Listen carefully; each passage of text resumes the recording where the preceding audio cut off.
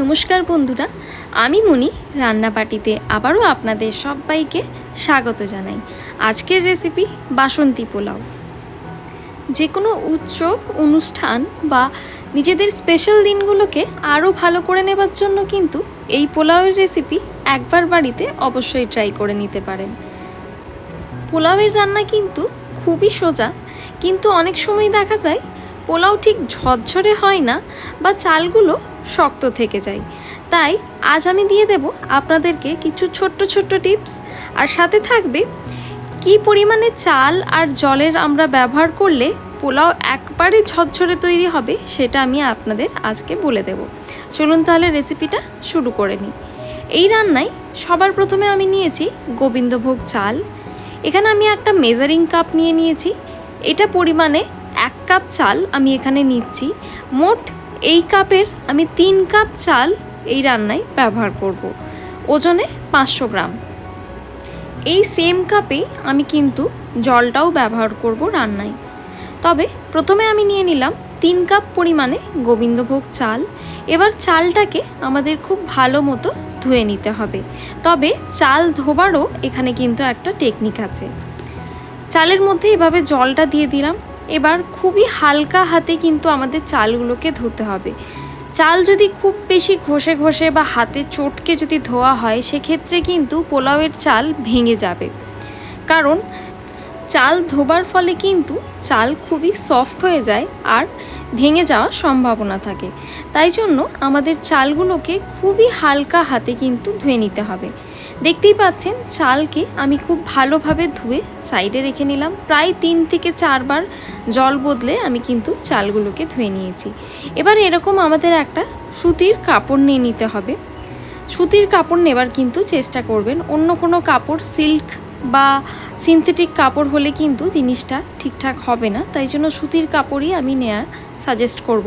এবার ঠিক এভাবে আমাদের চালগুলোকে ছড়িয়ে দিতে হবে। এখানে সুতির কাপড় না নিয়ে অনেকেই কী করেন, থালার মধ্যে চাল ছড়িয়ে দেন। সেক্ষেত্রে আমার মনে হয় চালের জলটা ঠিকমতো অ্যাবজর্ব হয় না আর চাল তলা থেকে ভিজে থেকে যেতে পারে।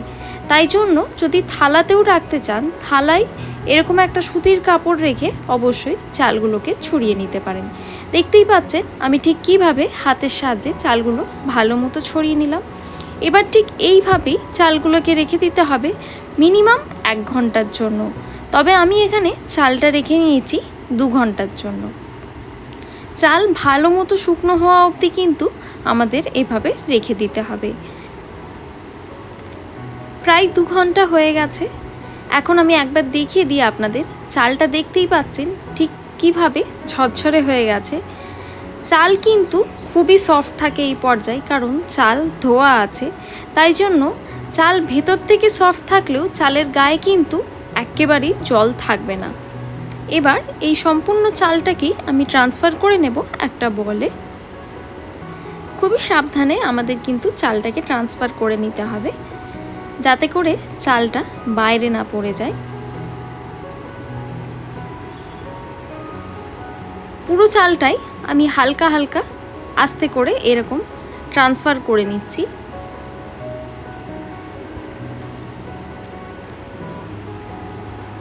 এবার এই চালে আমি এক এক করে কিছু উপকরণ দিয়ে নেব। প্রথমেই দিয়ে নিতে হবে ঘি। তবে দেখতেই পাচ্ছেন চাল কিন্তু ভালো মতো ঝরঝরে আছে। ঠিক এভাবে চালকে একটু ঝরঝরে করে নেবেন, মানে কাপড়ে মিলে নিয়ে শুকনো অবশ্যই করে নেবেন, তা না হলে কিন্তু পোলাও ঝরঝরে হবে না। এবার এখানে আমি নিয়ে নিয়েছি মেল্ট করে নেওয়া ঘি, প্রায় 4 টেবিল স্পুনের মতো।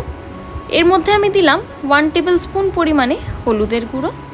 এবার ভালো করে দুটোকেই মিক্স করে নিতে হবে। এখানে কিন্তু অবশ্যই ঘিটাকে মেল্ট করে নিয়েই ব্যবহার করতে হবে, মানে ডিরেক্টলি ঘিটা ব্যবহার করলে কিন্তু চলবে না। ঘিটা সামান্য একটু গরম করে নিয়েছি।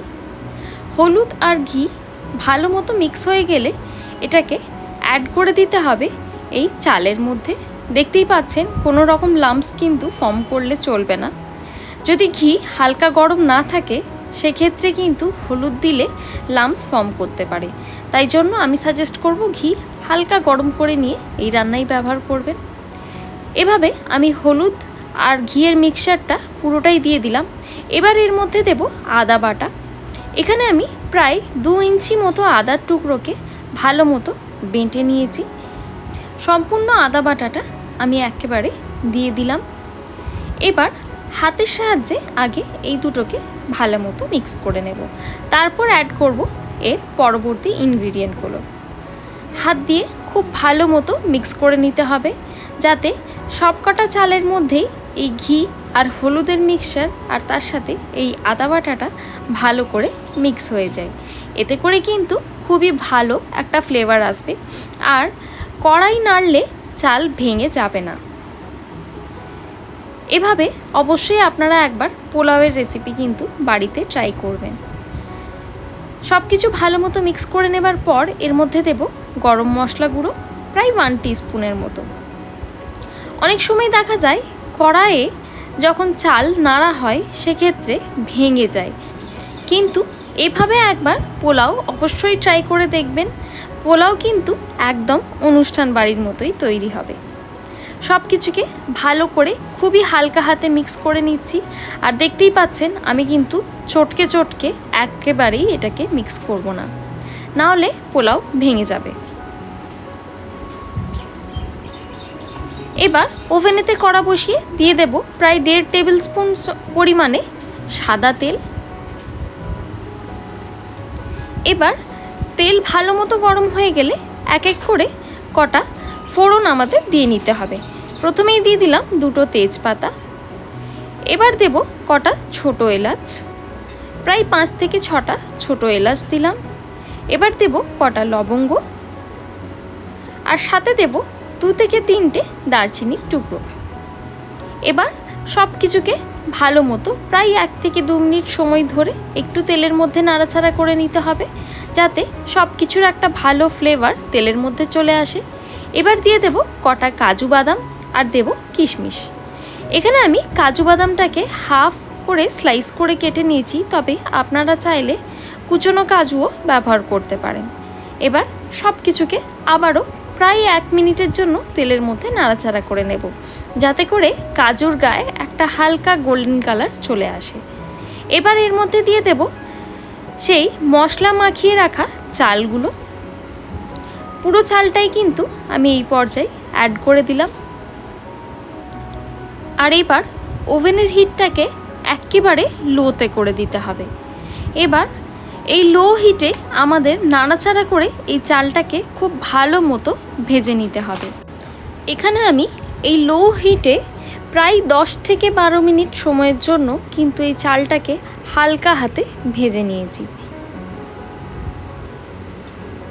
চাল ভাজলে পরে কিন্তু একটা খুবই সুন্দর এর থেকে গন্ধ বেরোবে, আর তখন জানবেন চাল খুব ভালো মতো ভাজা হয়ে গেছে। এতে করে পোলাওয়ের টেস্ট আর ফ্লেভার দুটোই কিন্তু খুবই ভালো আছে। একটু ধৈর্য ধরে আমাদের চালটাকে ভেজে নিতে হবে। এবার এর মধ্যে দিয়ে দেব 6 কাপ পরিমাণে জল। এই একই কাপে কিন্তু আমি 3 কাপ পরিমাণে চাল নিয়েছিলাম, আর 6 কাপ পরিমাণে জল নিচ্ছি, মানে চাল আর জলের রেশিওটা থাকছে 1:2। এই রেশিওটা কিন্তু খেয়াল করে রাখলে চালের পরিমাণটা একটু কম বা বেশি করেও আপনারা আপনাদের ইচ্ছে মতো রান্নাটা করে নিতে পারেন। পুরো 6 কাপ জলই কিন্তু আমি এখানে একেবারে দিয়ে দিলাম। এবার এই পর্যায়ে অ্যাড করে দিতে হবে পরিমাণ মতো নুন। এই পর্যায়ে নুন অ্যাড করলে কিন্তু পোলাওয়ের মধ্যে নুনটা ভালো মতো অ্যাবজর্ব হবে। আর এবার দিয়ে দিতে হবে পরিমাণ মতো চিনি। বাসন্তী পোলাও সাধারণত একটু মিষ্টি মিষ্টি হয়, তবে আপনারা চাইলে চিনির পরিমাণটা আরও একটু কম বা বেশিও করতে পারেন। এবার আবারও সব কিছুকে একটু ভালো করে মিক্স করে নেব। খুবই হালকা হাতে আমাদের একটু মিক্স করতে হবে। চালের সাথে চিনি, নুন যেন ভালো করে মিক্স হয়ে যায় সেটা আমাদের একটুখানি খেয়াল করে নিতে হবে। খুবই সোজা একটা রান্না, একটু শুধু পরিমাণগুলো খেয়াল করে রান্নাটা করলেই কিন্তু অসাধারণ তৈরি হয়। এবার চাপা দিয়ে দিলাম, আর আমাদের এই কড়ার ফুটোটাকে সিল করে দিতে হবে যে কোনো কাগজ বা লবঙ্গ দিয়ে। তবে আমি এখানে এই ফুটোটাকে সিল করলাম একটা টিস্যু পেপারের টুকরো দিয়ে। এবার ওভেনের হিটটাকে আমাদের করে দিতে হবে লোতে। লো হিটে আমরা এটাকে রান্না হতে দেব। প্রায় 10 মিনিটের জন্য এটাকে আমরা রান্না হতে ছেড়ে দেব। 10 মিনিট হয়ে গেছে, চাপা খুলে নিলাম। আর এবার দেখতেই পাচ্ছেন পুরো জল কিন্তু চাল ভালো মতো টেনে নিয়েছে। সব কিছুকে ভালো করে একবার মিক্স করে নিতে হবে। এই পর্যায়ে হয়তো আপনাদের দেখে মনে হচ্ছে পোলাও ঠিক ঝরঝরে হয়নি, কিন্তু এটা ঠান্ডা হলে ঠিক ঝরঝরে হয়ে যাবে। পোলাও গরম থাকা অবস্থায় কিন্তু এভাবেই একটু চটচটে মতো থাকে, কিন্তু ঠান্ডা হয়ে গেলে ঠিক ঝরঝরে হয়ে যায়। এবার এই পর্যায়ে অ্যাড করলাম কটা চেরা কাঁচা লঙ্কা। কাঁচা লঙ্কাটা কিন্তু এখানে ঝালের জন্য একদমই নয়, জাস্ট একটা ভালো গন্ধের জন্য। এবার চাপা দিয়ে ওভেনের হিটটা অফ করে দিলাম, আর এটাকে রেখে দেব 5 মিনিটের জন্য রেস্টিং টাইমে। 5 মিনিট পর ওভেনের হিট আমি খুলে নিচ্ছি।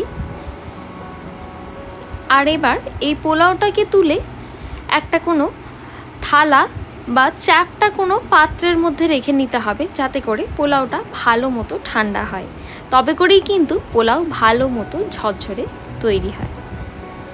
দেখতেই পাচ্ছেন পোলাও ঠিক কতটা ঝরঝরে আর ভালো তৈরি হয়েছে। একদম অনুষ্ঠান বাড়ির মতো পোলাও এভাবে আপনারাও বাড়িতে তৈরি করে নিতে পারেন। আশা করছি রেসিপিটা আপনাদের ভালো লেগে থাকবে। ভালো লেগে থাকলে লাইক, শেয়ার, সাবস্ক্রাইব করবেন। দেখা হবে আবারও একটা নতুন রেসিপি নিয়ে। ততক্ষণের জন্য হ্যাপি কুকিং। ধন্যবাদ।